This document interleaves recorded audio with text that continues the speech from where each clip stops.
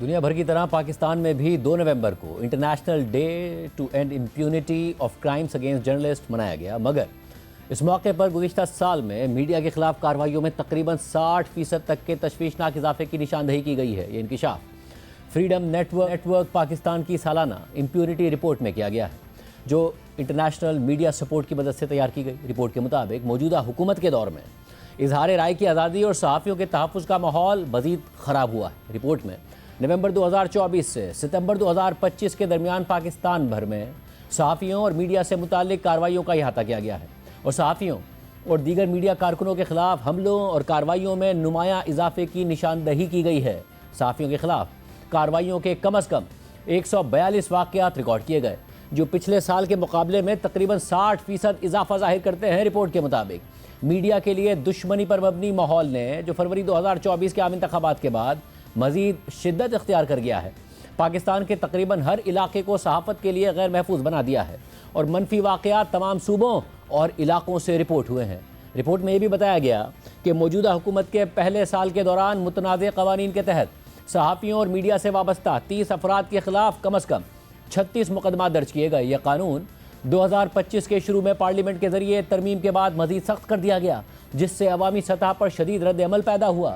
ان 36 مقدمات میں سے 22 مقدمات پیکا کے تحت اور 14 مقدمات پاکستان پینل کوڈ کے تحت درج کیے گئے، جبکہ بعض افراد پر ایک سے زیادہ دفعات کے تحت مقدمات بنائے گئے۔ زیادہ تر پیکا کے مقدمات پنجاب میں درج ہوئے، جبکہ پاکستان پینل کوڈ کے تمام مقدمات پنجاب سے رپورٹ ہوئے۔ رپورٹ کے مطابق پنجاب اور اسلام آباد مشترکہ طور پر پاکستان میں صحافیوں کے لیے سب سے زیادہ خطرناک مقامات کے طور پر سامنے آئے، اور دونوں مقامات سے 28% خلاف ورزیاں رپورٹ ہوئیں۔ اس کے بعد خیبر پختونخوا، سندھ، بلوچستان اور آزاد کشمیر کا نمبر آتا ہے، جبکہ گلگت بلتستان سے کوئی کیس رپورٹ نہیں ہوا۔ رپورٹ کے مطابق سب سے زیادہ نشانہ بننے والا میڈیم ٹیلی ویژن رہا، اس کے بعد پرنٹ اور ڈیجیٹل میڈیا آئے، جبکہ ایک ریڈیو سے منسلک صحافی بھی متاثر ہوا۔ پاکستان میں اختلاف رائے کے لیے جگہ واضح طور پر کم ہو گئی ہے، اور آزادی سے اظہار رائے کرنے والے افراد، خاص طور پر آن لائن صحافت کرنے والے صحافیوں کے خلاف مقدمات میں نمایاں اضافہ ہوا ہے۔ مبہم الزامات اور کمزور قانونی حفاظتی اقدامات نے حکام کو یہ موقع دیا کہ وہ فوجداری قوانین کو دباؤ کے ہتھیار کے طور پر استعمال کریں، جس سے اظہار رائے کی آزادی اور صحافتی خود مختاری کو نقصان پہنچا۔ انسانی حقوق کی تنظیموں، صحافتی یونینز اور بین الاقوامی اداروں کا کہنا ہے کہ پیکا میں کی گئی نئی ترامیم نے قانونی ابہام کو بڑھا دیا ہے اور انتظامیہ کو غیر معمولی اختیارات دے دیے ہیں، جنہیں بعد میں صحافیوں، سوشل میڈیا پرسنز اور سیاسی کارکنوں کے خلاف استعمال کیا گیا۔ اس کے نتیجے میں گرفتاریوں، FIRs اور چینل بند کیے جانے کے ساتھ ساتھ قید اور جرمانے کی دھمکیوں جیسے واقعات سامنے آئے۔ پاکستان پینل کوڈ کا استعمال بھی بڑھ گیا، جس نے تحقیقاتی صحافت کے لیے خوف کا ماحول پیدا کر دیا اور شہری آزادیوں کے دائرے کو مزید محدود کر دیا۔ رپورٹ کے مطابق جنوری 2025 میں پیکا میں ترامیم جلد بازی میں منظور کی گئیں، جن پر بہت کم مشاورت کی گئی۔ ان ترامیم میں متنازع شقیں شامل تھیں، جیسے کہ جعلی یا غلط معلومات کو جرم قرار دینا، ڈیجیٹل رائٹس پروٹیکشن اتھارٹی کا قیام جسے وسیع اختیارات دے دیے گئے، اور بلاک کیے جانے والے مواد کی تعریف کو وسیع کر کے اس میں نشریاتی میڈیا کو بھی شامل کر لیا گیا۔ مزید پابندیاں ستمبر 2025 میں لگا دی گئیں، جو مسلسل تنقید کے باوجود حکومت کے ڈیجیٹل اسپیس پر کنٹرول کے ارادے کو ظاہر کرتی ہیں۔ Pakistan federal union of journalist کے مطابق دسمبر 2024 میں صرف ایک ماہ کے دوران 150 صحافیوں پر پیکا کے تحت مقدمات قائم کیے گئے، اکثر اس الزام پر کہ وہ ریاستی اداروں کے خلاف جھوٹی کہانیاں پھیلا رہے ہیں۔ انٹرنیشنل پریس انسٹیٹیوٹ نے پیکا کو صحافیوں کو دبانے کا ایک طاقتور ہتھیار قرار دیا، جبکہ پاکستان پریس فاؤنڈیشن نے 2024 میں صحافیوں اور میڈیا ورکرز پر 168 حملوں کو ریکارڈ کیا۔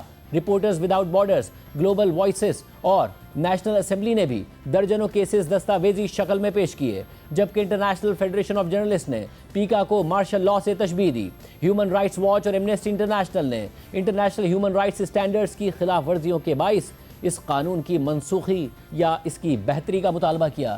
کئی نمایاں مقدمات اس قانون کے صحافیوں کے خلاف استعمال کی مثال بنے، جن میں دہشت گردی کے الزام اور پیکا کے تحت گرفتاریوں اور الزامات کے علاوہ یوٹیوب چینلز کو نشانہ بنانا بھی شامل تھا۔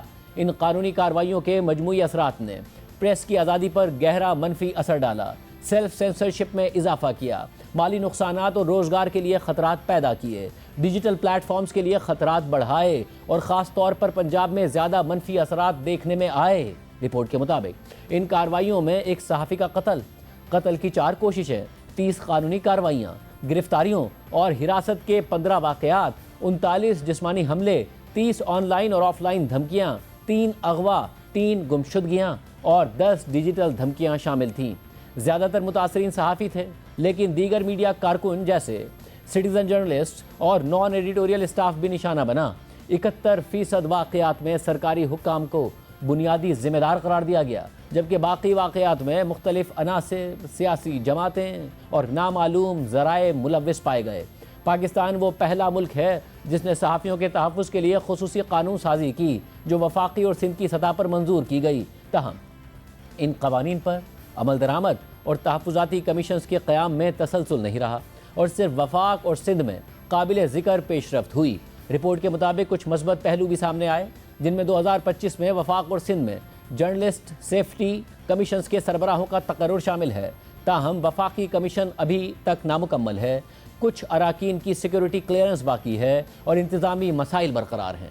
رپورٹ کے مطابق مجموعی طور پر پاکستان میں صحافی جانوں کے خطرے، بار بار قانونی ہراسانی اور جسمانی تشدد کا سامنا کر رہے ہیں، خاص طور پر اسلام آباد، پنجاب اور خیبر پختونخوا میں۔